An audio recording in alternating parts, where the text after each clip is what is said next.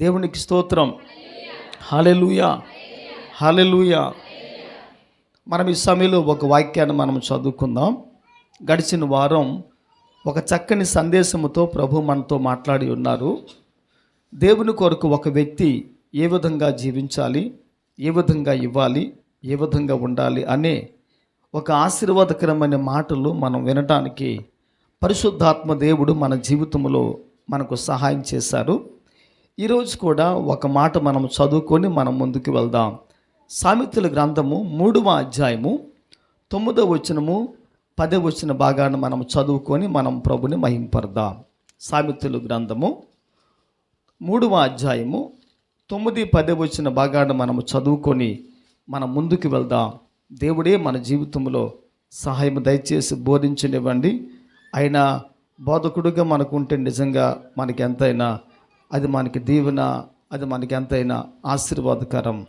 అమ్మ చదవండి, సహాయం చేయండి. సామెతలు 3వ అధ్యాయము 9, 10.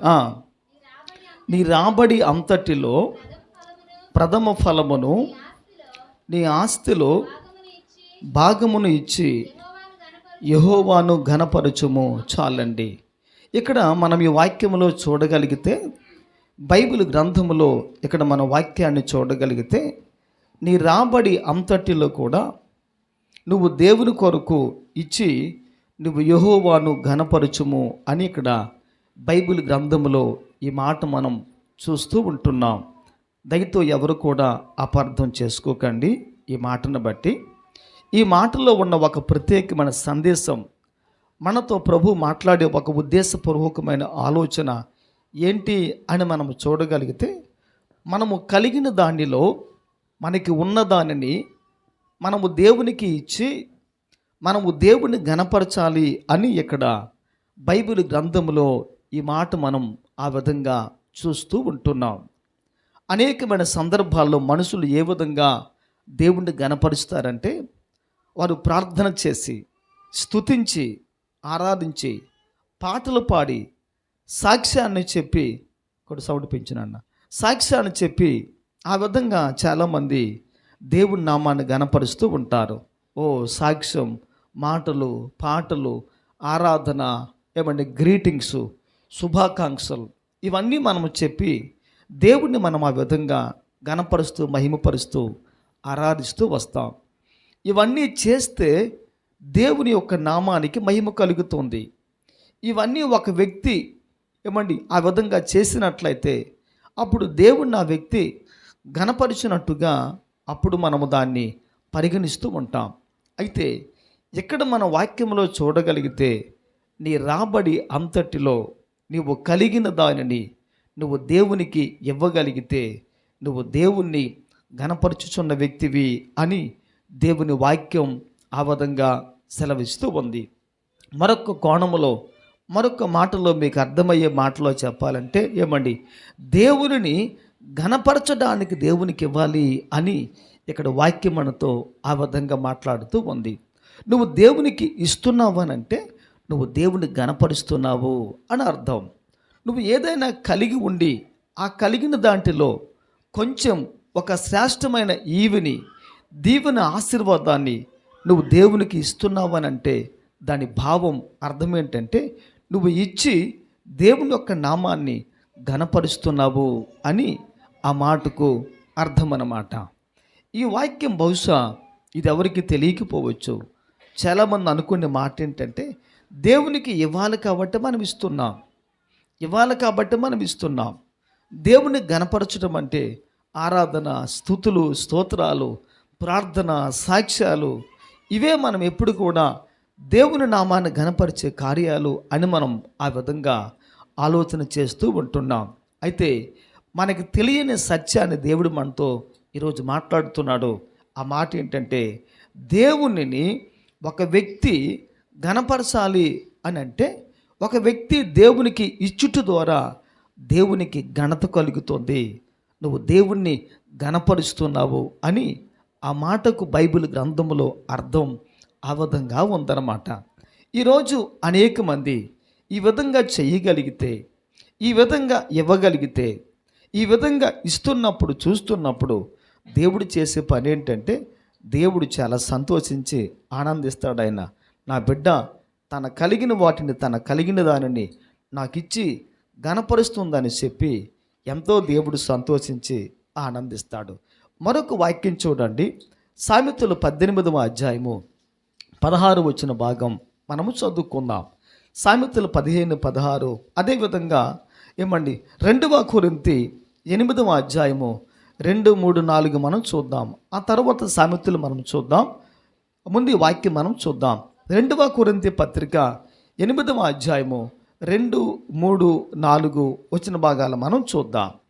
ఈ 2వ కొరింథీ పత్రిక 8వ అధ్యాయము 2, 3, 4లో మన వాక్యాన్ని చూడగలిగితే బైబిల్ గ్రంథంలో ఒక చక్కని మాటను దేవుడు మనతో మాట్లాడుతూ ఉంటున్నాడు. ఆ మాట ఈ విధంగా బైబిల్ గ్రంథంలో వ్రాయబడి ఉంది. ఆ మాట ఏంటి అని మన వాక్యంలో చూడగలిగితే, మాసిదోనియా సంఘము వారు నిరుపేదలైనను వారి దాతృత్వము బహుగా విస్తరించెను. వారు తమ సామర్థ్యము కొలదయే గాక సామర్థ్యము కంటే ఎక్కువగాను తమంతట తామే ఇచ్చిరని మీకు సాక్ష్యం ఇచ్చుచున్నాను అని ఆ మంచి మాట బైబిల్ గ్రంథంలో వ్రాయబడి ఉంది. ఏంటి ఈ మాట? ఈ మాటలో ఉన్న ప్రాముఖ్యత ఏంటి అని మనము చూడగలిగితే, ఇచ్చి ఒక వ్యక్తి దేవుని నామమునకు ఘనత తెస్తున్నాడు కనుక, ఘనపరిచే వ్యక్తి దేవునికి ఇచ్చి ఆ వ్యక్తి దేవుని నామమును ఘనపరుస్తున్నాడు కనుక, ఈ 2వ కొరింథీ పత్రిక 8వ అధ్యాయం 2, 3, 4 వచ్చిన భాగంలో ఏ విధంగా ఇవ్వాలి, ఇస్తే ఏంటి లాభం అని మనము చూడగలిగితే, మాసిదోనియా సంఘము వారి గురించి అపోస్తలుడైన పౌలు గారు కొరింథీ సంఘంతో ఆయన మాట్లాడుతూ ఉంటున్నాడు.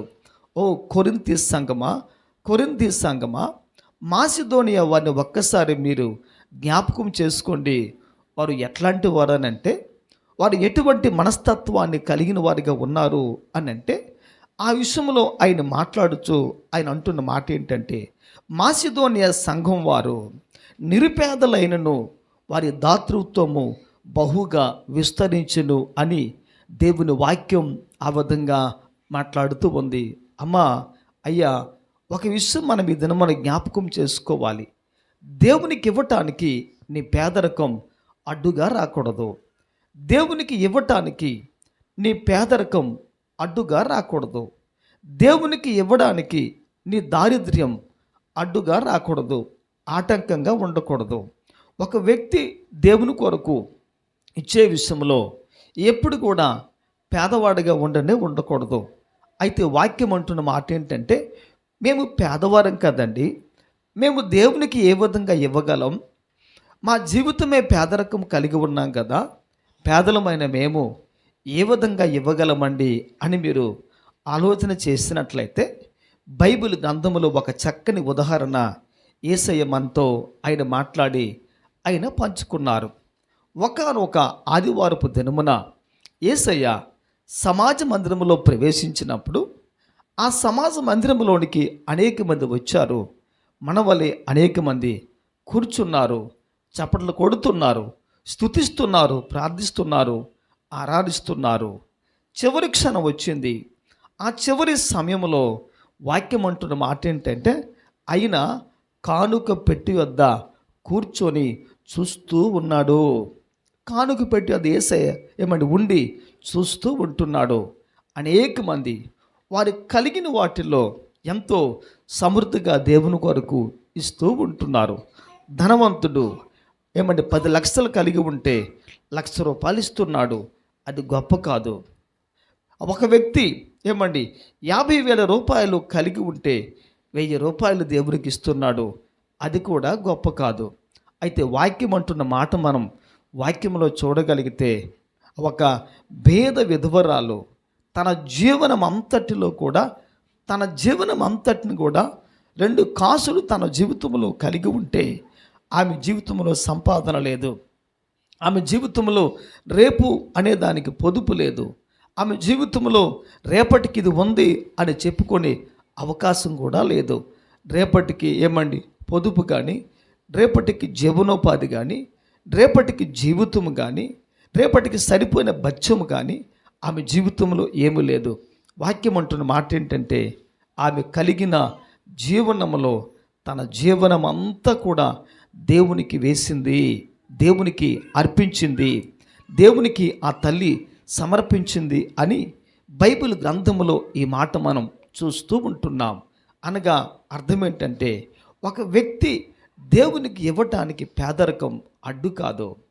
ఒక వ్యక్తి దేవునికి అర్పణ ఇవ్వడానికి మన లేమి, మన కష్టాలు అడ్డు కాదు. వాక్యం అంటున్న మాట ఏంటంటే, తగిన దానికన్నా దేవునికి తక్కువగా ఇచ్చి పేదరికానికి, లేమికి వచ్చేవారు కలరని కూడా వాక్యం ఆ విధంగా వివరంగా మనతో మాట్లాడుతూ ఉంది. అయితే ఈరోజు ఆ తల్లి దేవుని కొరకు ఇవ్వడానికి, అమ్మ నువ్వు పేదరాలువు కదా, నువ్వు దేవునికి ఇవ్వద్దు అని ప్రభు చెప్పలేదు. అయితే వాక్యం అంటున్న మాట ఏంటంటే, ధర్మశాస్త్రము ప్రకారంగా మోసే నియమించిన కానుక ప్రతి వ్యక్తి కూడా, చిన్నవారు కానివ్వండి, పెద్దవారు కానివ్వండి, వృద్ధులు కానివ్వండి, యవనస్తులు కానివ్వండి, మరి ఎవరైనా కానివ్వండి, యేసయ్యకు ఇవ్వాలి గనుక మనం ఇవ్వాలి. యేసయ్యకి మనం ఎందుకు ఇవ్వాలి అని మనం వాక్యంలో చూడగలిగితే, వాక్యం అంటున్న మాట ఏంటంటే, లూకా 6:38 మన వాక్యాన్ని చూడగలిగితే, లూకా శుభవార్త 6:38 వాక్యం మనము చూడగలిగితే, ఇయ్యుడి అప్పుడు మీకు ఇయ్యబడుతుంది అని బైబిల్ గ్రంథములో ఈ మాట మనం చూస్తూ ఉంటున్నాం. మనకు దేవుడు ఇవ్వాలి, చాలా సంతోషం. మనము దేవుని ద్వారా పొందుకోవాలి, చాలా మంచిది. మన జీవితంలో దేవుడు సమృద్ధిగా ఇవ్వాలి, చాలా మంచిది.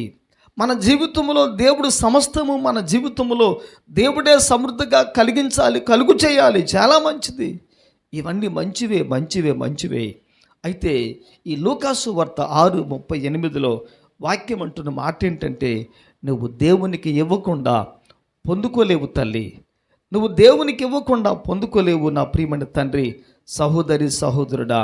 ఇంకా ఆ క్రిందకు మన వాక్యంలో చూడగలిగితే, వాక్యం అంటున్న మాట ఏంటంటే, అనిచి, ఆ మాట ఉందమ్మా అక్కడ, అనిచి కుదించి దిగజారునట్లు నిండు కొలతతో మనము దేవునికి ఇవ్వాలి అని దేవుని వాక్యములు మనము చూస్తున్నాం.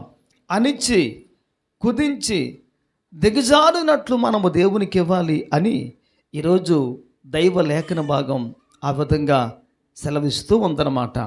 చూడండి, పాతకాలాన్ని ఒకసారి మనం జ్ఞాపకం చేసుకుంటే, ఊరి బిండ్లు ఉండేవన్నమాట. ఏ బిండ్లు ఉండేవి? ఊరి పిండి సెట్ అనేది ఒకటి ఉండేదన్నమాట. ఈ ఊరి పిండి సెట్లో ఏం వేస్తారంటే, ఏమండి, రాగి పిండి వేస్తారు, అనగా చోడి పిండి వేస్తారన్నమాట. దాన్ని బాగా కలిపి ఏమండి ఆ ఊరి బిండులో వేసినట్లయితే అదేమవుతుందంటే, ఉదయానికి పులిచి అది పులిపిండిగా, అది మంచి అంబలుగా, రాగి జావగా అది మార్చబడుతుంది. ఒకవేళ ఊరి పిండిలో వేయకుండా మనము దాన్ని వండుకొని తింటే దాన్ని ఏమంటారంటే, మన భాషలో ఏమంటారంటే తీయని అంబలి అంటారు, తోప అని అంటారు. రాయలసీమ భాషలో సంగటి అని అంటారు. ఈ విధంగా చాలా ప్రాంతాల బట్టి వాటి పేరులు, భాషలు ఆ విధంగా మార్చబడుతూ ఉంటాయి. ఒకసారి ఒక అమ్మ ఇంటిలో పిండి అయిపోయిందనమాట. పిండి అయిపోతే ఆ ఉదయానికి అంబలు కావాలి, ఏమండి రాగిజావ కావాలి. ఆ తల్లి ఒక ఇంటికి వెళ్ళి ఆమె చేస్తున్న పని ఏంటంటే, అమ్మ మా ఇంటిలో పిండి కొరతగా ఉంది, మీరు కాస్త పిండి మాకు ఇస్తారని చెప్పి, ఏమండి ఒక తవ్వ ఉంది కదా, కొల ప్రమాణం ఉంది కదా, ఆ తవ్వను పట్టుకొని వెళ్ళి ఆమె ఏమండి కొలుచుకొని తీసుకొని వచ్చిందనమాట. ఆ కొలుస్తున్నప్పుడు ఆ పిండి తీసుకునే వ్యక్తి అంటుంది, అక్క నువ్వు బాగా అణిచి కుదించి కిందకు కొట్టి అణిచి సూదుగా దిగజారే విధంగా కొలిచి నాకు ఇవ్వక అని చెప్పిందనమాట. సరే తీసుకుని వచ్చింది, ఆ పిండిని పులియబెట్టింది, ఏమండి అది ఉదయానికి ఏమండి రాగి జావగా అది మార్చబడింది. అయితే వారం గడిచిపోయిన తర్వాత ఏమైందంటే, మరి పిండి ఈమె తీసుకుంది కదా, ఈ పిండి తిరిగి ఆమెకి ఇవ్వాలి కనుక, అక్క నేను మొన్న మీకు పిండి ఇచ్చాను కదా, చోడు పిండి ఇచ్చాను కదా, రాగి పిండి ఇచ్చాను కదా, నాకు ఇవ్వక్క అని చెప్పి ఏమండి అని చెప్పిందంట. ఆమె వచ్చింది, ఆ పిండి ఏమండి పిండి అడిగింది, పిండి కొలిచి ఇచ్చిందనమాట. ఇస్తే జరిగిన ఏమండి ఆశ్చర్యం ఏంటంటే, ఆమె ఎంత పిండి ఇచ్చిందో ఈ పిండి అంత పిండి అక్కడ లేదు. ఆమె ఎంత పిండి ఇచ్చిందో ఆ పిండి అక్కడ లేదు. ఏం కారణము అని మనం ఆలోచన చేసినట్లయితే, ఆ తీసుకున్న వ్యక్తి తిరిగి ఇచ్చినప్పుడు ఆమె ఏం చేసిందంటే, అనసలేదు, కుదించలేదు, దిగజారే విధంగా దాన్ని కొలిచి ఇవ్వలేదన్నమాట. ఈ విధంగా ఇవ్వనప్పుడు ఏమవుతుందంటే, కొల ప్రమాణములో కొలతలో హెచ్చు తగ్గులు ఉంటాయి. కొలత తరిగిపోతూ ఉంటుంది, కొలత తక్కువైపోతూ ఉంటుంది. ఈరోజు అనేక మందికి దేవుని చేత, దేవుని ద్వారా ఆశీర్వాదాలు ఉండాలి, దేవుడు ఇవ్వాలి. అయితే పాత నిబంధన గ్రంథకాలంలో ఉన్న నిబంధన పద్ధతి ఏంటంటే, దశమ భాగము దేవుని సొమ్ము కనుక, దశమ భాగం ఒక వ్యక్తి దేవునికి ఇవ్వాలి కనుక, లేవీకాండము 27, 30, 32 మనకు తెలిసిన వాక్యాలు. సంఖ్యాకాండం 18, 21, 24లో ఏమండి మనం ధ్యానం చేసుకున్నాం గత వారములో. ఇదేంటంటే, దశమ భాగము దేవుని సొత్తు, దేవుని సొమ్ము కనుక దేవునికి ఇవ్వాలి. అది పాత నిబంధన గ్రంథకాలపు పద్ధతులు, నియమ నిబంధనలు దేవుడు ఆ విధంగా పెట్టాడు. మరి నూతన నిబంధన పద్ధతి ఏంటయ్యా అని మీరు అడిగి ఆలోచన చేసినట్లయితే, ఏమండి ఈ క్రొత్త నిబంధన గ్రంథకాలములో దశమ భాగము కాదు, దానితో పాటు ప్రభు చెప్పే మాట ఏంటంటే, ఒక వ్యక్తి అభివృద్ధి పొందిన కొలది దేవునికి ఇవ్వాలి అని దేవుని వాక్యములో మనము చూస్తూ ఉంటున్నాం. ఒక వ్యక్తి అభివృద్ధి పొందిన కొలది దేవునికి ఇవ్వాలి. ఆదికాండం 14:18లో మన వాక్యాన్ని చూడగలిగితే, ఆదికాండం 14:18లో వాక్యం అంటున్న మాట ఏంటంటే, అప్పుడు అతడు అన్నింటిలో కూడా అబ్రహాము ఏమండి మెల్కీసెదెకు అనబడే వ్యక్తికి అబ్రహాము తన కలిగిన అన్నింటిలో కూడా దేవునికి ఏమిచ్చాడంటే దశమ భాగము ఆయన ఇచ్చాడు. మనం అడుగుదాం అబ్రహాముని, అబ్రహాం అన్నిచ్చావా, కొన్నిచ్చావా, ఎక్కువిచ్చావా, తక్కువిచ్చావా, ఇవి మాత్రం ఇచ్చావా, అవి కూడా ఇచ్చావా అని అడిగితే, అబ్రహాము విశ్వాసపు వీరుడు, ఆత్మీయమైన యోధుడు, అబ్రహాము విశ్వాసులకు తండ్రి, అబ్రహాము నిబంధనల విషయంలో తప్పేవాడు కాదు, అబ్రహాము నిబంధనను అతిక్రమించేవాడు కాదు. అబ్రహాము పేరేంటంటే, దేవుడు అబ్రహాము గురించి మాట్లాడుతూ ఉంటున్నాడు. ఆ పేరేంటంటే, అబ్రహాము, ఇస్సాకు, యాకోబుల దేవుడనే. అట్టి విధంగా దేవుడు తన ద్వారా పిలిపించుకున్నాడు. ఆయన ఆ విధంగా చెప్పించుకున్న దేవుడిగా ఉన్నాడు. ఆయన అబ్రహాము దేవుడు అంటే అబ్రహాముకు ఎంత ఘనతో, ఇస్సాకు దేవుడు అంటే ఇస్సాకు అంటే దేవునికి ఎంత మహిమో, ఎంత దేవుని ఎంత ఆశీర్వాదమో అనేక మందికి. ఈరోజు అబ్రహాము, ఇస్సాకు, యాకోబుల దేవుడు ఎవరు అని మనం చూడగలిగితే, ఆ దేవాది దేవుడు. మెల్కీసెదెకునకు అబ్రహాము అతడు కలిగిన అంతటిలో అన్నింటిలో కూడా 10వ వంతు చెల్లించిన తరువాత అప్పుడు రొట్టె ద్రాక్షారసమును పానముగా చేసి, అప్పుడు సాలేం రాజు సమాధానమని చెప్పి దీవించి అబ్రహామును పంపివేశాడు, అబ్రహామును సాగనంపాడు. అబ్రహాము ఇచ్చినందున, అబ్రహాము ద్వారా దేవుడు పొందుకున్నందున అబ్రహాముకు వచ్చిన ఆశీర్వాదం ఏంటి అని మనము చూడగలిగితే, ఈ ప్రపంచంలో ఉన్న వంశములన్నీ కూడా అబ్రహాము చేత దేవుడు దీవించబడే విధంగా చేశాడు. అబ్రహాము ద్వారా వంశములు ఈ ప్రపంచంలోనికి వచ్చే విధంగా దేవుడు చేశాడు. దేవుడు ఎవరంటే అబ్రహాము దేవుడు, అబ్రహాము దేవుడు, అబ్రహాము దేవుడు. ఆ విధంగా దేవుడు అనేక మందితో మాట్లాడుతూ ఉంటే అబ్రహాముకు ఎంత ఘనత ఉంటుందో, ఎంత ఏమంటే దీవెన ఉంటుందో, ఎంత ఆశీర్వాదం ఉంటుందో. దేవుడు కృపారావు దేవుడు అంటే నాకెంత ఘనత ఉంటుందో, దేవుడు మీ దేవుడు అంటే మీకెంత ఘనత ఉంటుందో, అదేవిధంగా అబ్రహాము దేవుడు అని దేవుడు పిలిచినప్పటికీ దేవుని యొక్క నామము అబ్రహాము ద్వారా ఎంత విస్తరించిందో మనం చెప్పలేం. అందుకనే వాక్యం అంటున్న మాట ఏంటంటే, ఏమండి, లూకాసు వార్త మన వాక్యాన్ని చూడగలిగితే 6:38 వాక్యం అంటుంది, ఈయుడి అప్పుడు మీకు ఇయ్యబడును అని దేవుని వాక్యం సెలవిస్తూ ఉంది. దేవుడు ఇవ్వాలి అని అంటే నీవు దేవునికి ఇవ్వాలి, నువ్వు దేవుని ద్వారా పొందాలి అని అంటే నీవు కూడా దేవునికి అర్పణ ఇవ్వాలి. ఈ 2వ కొరింథీ పత్రిక 8వ అధ్యాయం 2, 3, 4 వచన భాగాలు మనము చదువుకుంటే ఈ 3 వచన భాగాలలో వాక్యం అంటున్న మాట ఏమిటంటే, మాసిదోనియా సంఘము ద్వారా దేవుడు చేసిన అద్భుతాన్ని, మాసిదోనియా సంఘాన్ని గురించి కొరింథీ సంఘంతో పౌలు గారు మాట్లాడుతూ ఉంటున్నారు.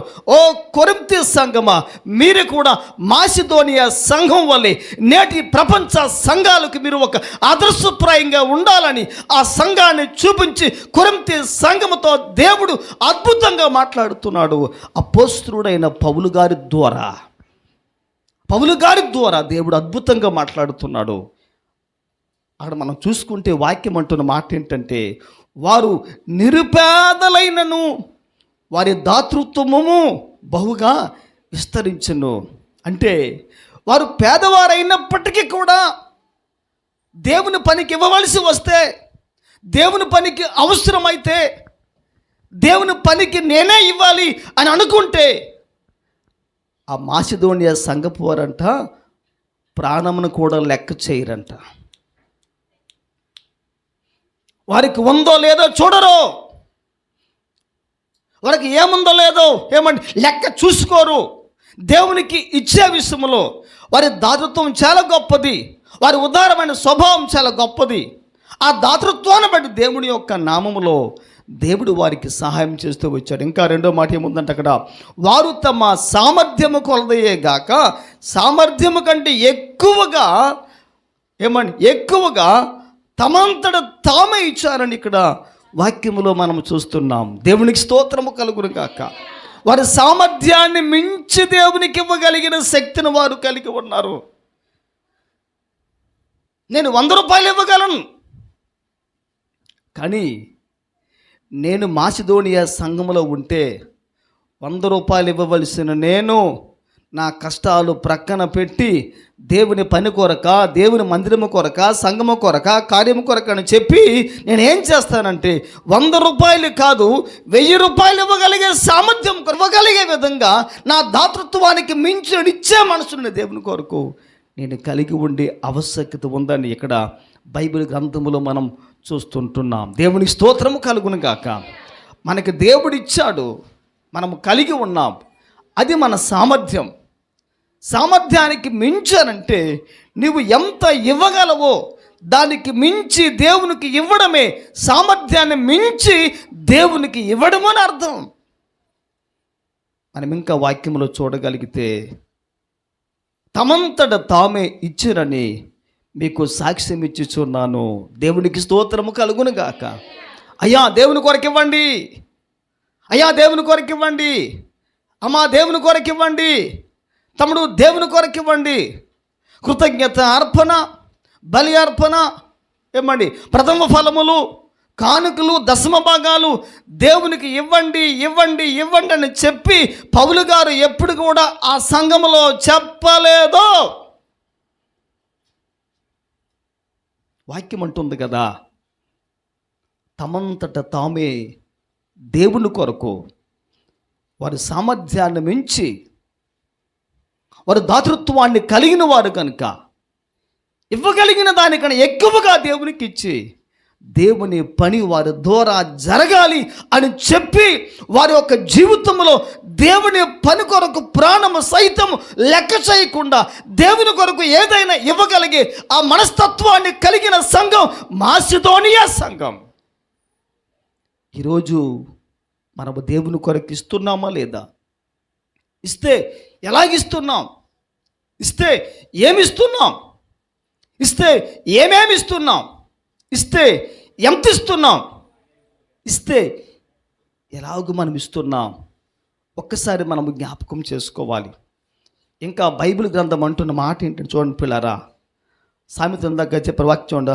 ఆ వాక్యంలో ఏముందంటే, ఏమండి, ఒకడిచ్చే కానుక వానికి వీలు కలిగిస్తుందని సామెతల 18:16 మనం చూస్తే వాక్యం అంటున్న మాట చూడండి. అక్కడ వస్తారు ఏముందంటే, అక్కడ ఏమండి, ఒకడు ఇచ్చు కానుక వానికి వీలు కలిగించునని వాక్యంలో మనం ఈ మాటను చూస్తున్నాం. ఈ సామెతల 18:16లో ఈ మాట మీరు బాగా జాగ్రత్తగా మీరు వినాలి, జాగ్రత్తగా మీరు వినాలి. బైబిల్ అంటున్న మాట ఏంటంటే, బీదలకు అప్పిచ్చువాడు, అమ్మా చెప్పాలి, యెహోవాకు అప్పిచ్చువాడు, బీదలను కనికరించేవాడు యెహోవాకు అప్పిచ్చువాడు, వాని కష్టములో దేవుడు ఆ వ్యక్తిని ఆదుకుంటాడంట. ఆ కష్టములో ఆ వ్యక్తిని దేవుడు ఆదరించి పరామర్శించి ఆదుకొని అక్కరలు తీర్చే దేవుడిగా ఉంటాడని వాక్యములో ఒక వ్యక్తి పేదలకు సహాయం చేయగలిగితే అటువంటి వాగ్దానం దేవుడి గురించి మనకు బైబిల్లో వ్రాయబడి ఉంది. ఈ సామెతలు 18:16లో ఉన్న ఒక రహస్యం మీకు చెబుతాను.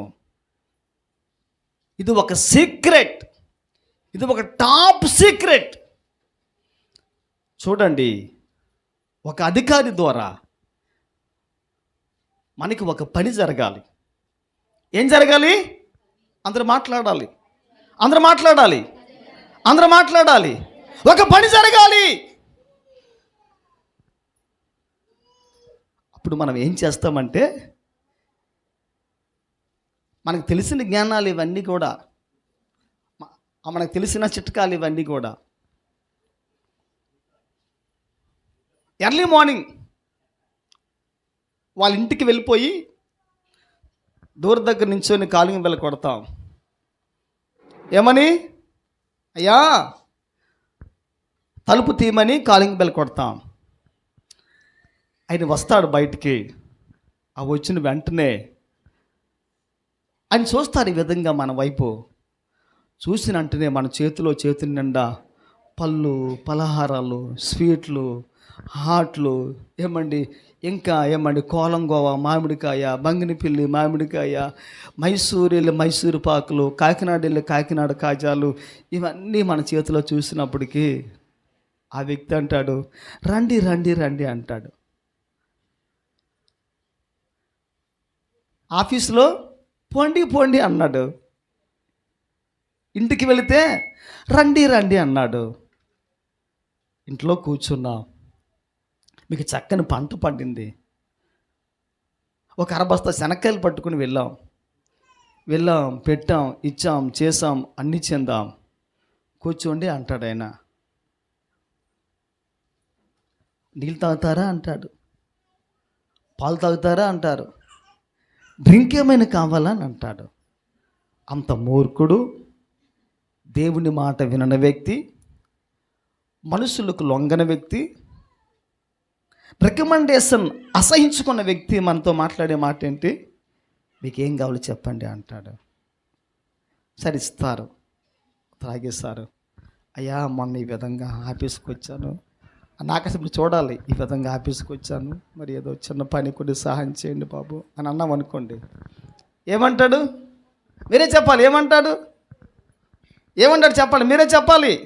భుజం తట్టి పంపిస్తాడనమాట. ఎల్లవయ్యా అది అంత పని, చిన్న పని, వెళ్ళు అని అంటాడు. అర్థమేటప్పుడు మన పని అయిపోయినట్లే.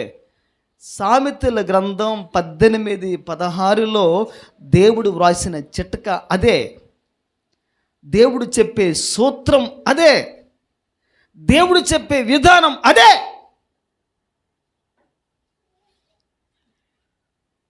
అక్కడ ఏముందాం చూడడం ఒకసారి. ఒకడు ఇచ్చు కానుక వానికి వీలు కలిగించును. ఆ మాట ఉందా?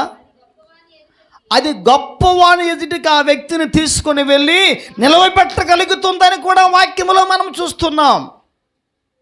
ఈ మాట చెప్పి ముగిస్తాను. నేను మీకు ఇచ్చిన సమయం అయిపోయింది కనుక నేను ముగిస్తాను ఈ మాట.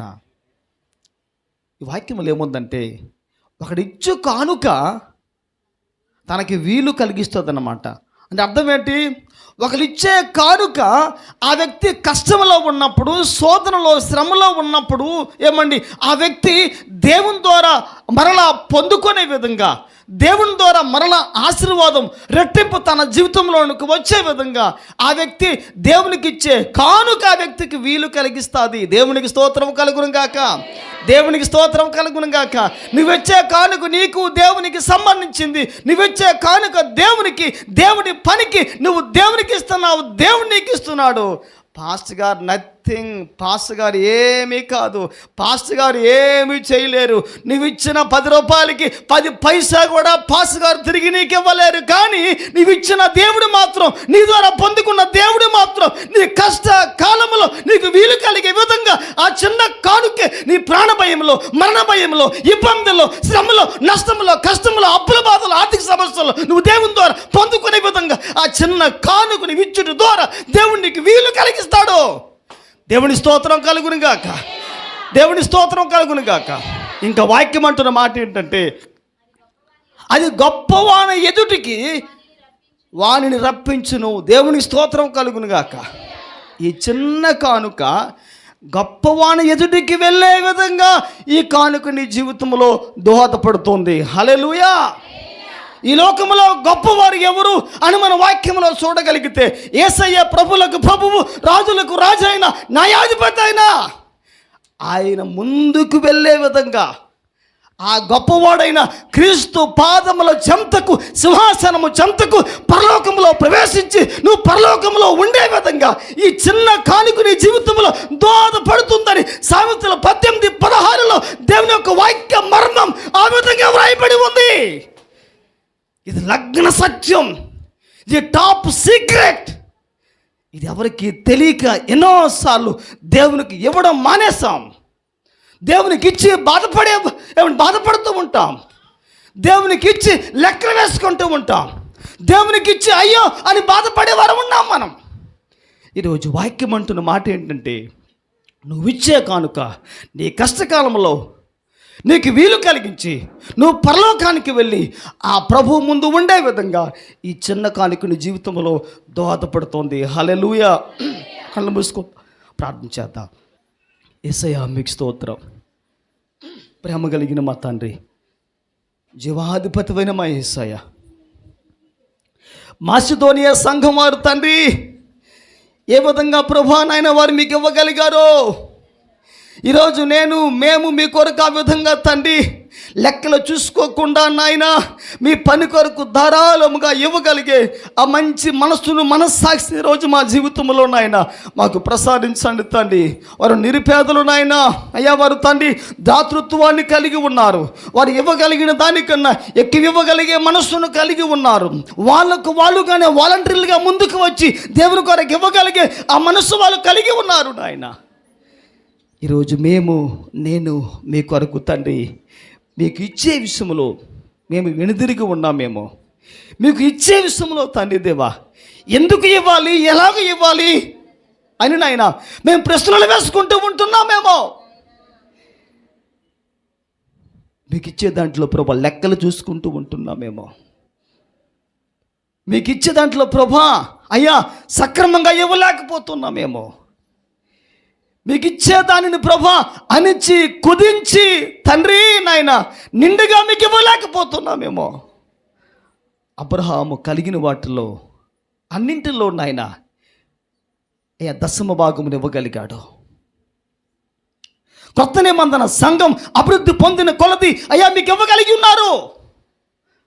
అపొస్తలుల పాదముల చెంత వారి స్థిరాస్తులు అమ్మి ప్రక్కన పెట్టి వాళ్ళ పాదముల చెంత పెట్టేశారు వాళ్ళు. ఆదిమ సంఘ కాలంలో ఆస్తులు పాదముల వద్ద ఉన్నాయి. నేటి సంఘపు కాలంలో ఆస్తులు మన నెత్తిన ఉన్నాయి, మన శిరస్సున ఉన్నాయి. ఇది నాది నాది నాది నాది అని అనుకోండి. మనం ఈ లోకంలో జీవిస్తూ ఉంటున్నాం. నాది నాది అనుకున్నది ఎప్పటికీ నీది కాదు. నువ్వు కలిగిన దాంట్లో దేవునికి భాగం ఉంది, దేవునికి స్వాస్థ్యం ఉంది, దేవునికి వంతు ఉంది. అవి దేవునివే. ఈరోజు మన వాక్యంలో చూసుకున్న విధంగా మాసిదోనియా సంఘం, భేద విధవరాలు మత్తయిలో ప్రభు చెప్పిన మాటని ఇవన్నీ మనం జ్ఞాపకం చేసుకొని మనము దేవుని కొరకు ఎలాగిస్తున్నామో ఒక్కసారి మనము జ్ఞాపకం చేసుకుందాం. తల్లి, నా ప్రియమైన సహోదరి సహోదరుడా, తమ్ముడు, బాబు, అయ్యా, చెల్లి, ఈరోజు నీవిచ్చే కానుక, ఈరోజు నీవిచ్చే దశమ భాగం, నీవిచ్చే అర్పణలు ఈరోజు నీ మేలు కొరకే. నీ కష్టకాలంలో నీకు వీలు కలిగిస్తాయి. నీ ఇబ్బంది కాలంలో, నీ శ్రమ కాలంలో, నీ కష్టంలో, నీ ప్రమాదంలో, నీ అపాయములో నీకు వీలు కలిగిస్తాయమ్మా, నీకు వీలు కలిగిస్తాయ్యా. ఈరోజైనా ప్రభు సన్నిధిలో ఎందుకు ఇవ్వాలి అని అనొద్దు, ఎందుకు ఇవ్వాలి అని అడగొద్దు. దేవునికి ఇవ్వాలి అంతే. మనం ఇచ్చి, మనం శోధించి, మనం దేవుని అడిగినట్లయితే దేవుడు ఆకాశపు వాక్యం ఇప్పి మనకి దేవుడు ఇస్తాడు. దేవునికి ఇచ్చి మర్చిపో. నీ కష్టకాలంలో దేవుడే నీవిచ్చిన కానుకను బట్టి, అర్పణ బట్టి దేవుని జీవితంలో వీలు కలిగే విధంగా దేవుడు చేస్తాడు. ఆ వీలు మన జీవితంలో రావాలంటే, కలగాలంటే దేవునికి ఇవ్వాలి, దేవునికి ఇవ్వాలి. దేవునికి ఇవ్వకుండా ఏ వ్యక్తి అభివృద్ధి పొందలేడు. దేవునికి ఇచ్చే వ్యక్తి చెడిపోలేదు జీవితంలో. దేవునికి ఇస్తేనే అభివృద్ధి, దేవునికి ఇస్తేనే ఆశీర్వాదకరం. దేవునికి ఇవ్వగలిగిన మనస్సు ఉందంటే నువ్వు అబ్రహాము వారసుడవే. ఆ వారసత్వాన్ని పొందుకున్న మనం దేవునికి ఇచ్చి మనం ముందుకు ప్రభులో సాగిపోదాం, ప్రార్థించేద్దాం. ప్రేమ నమ్మకమైన మా ప్రియ పరలోకపు తండ్రి, జీవాధిపతిమైన మా యేసయ్య, మీ చక్కటి మీ బంగారు పాదముల చెంత చేరి ఈరోజు ప్రభా మీరు మాతో మాట్లాడిన ఈ మంచి మాటలు బట్టి మీకు వందనాలు చెల్లిస్తున్నాము నాయన. ప్రభా, మేము తండ్రి మీ కొరకు నాయన ఏ విధంగా ఇవ్వాలో, ఏ విధంగా అర్పించాలో ప్రభా మీరు మాకు నేర్పించారు. ఈ మంచి ఆధ్యాత్మిక పాఠములోనైనా మేము ఇంకా మీ కొరకు మహిమకరంగా, నమ్మకంగా జీవించే భాగ్యాన్ని మాకు ప్రసాదించండి. మా దేవుడిగా మీరు ఉండండి.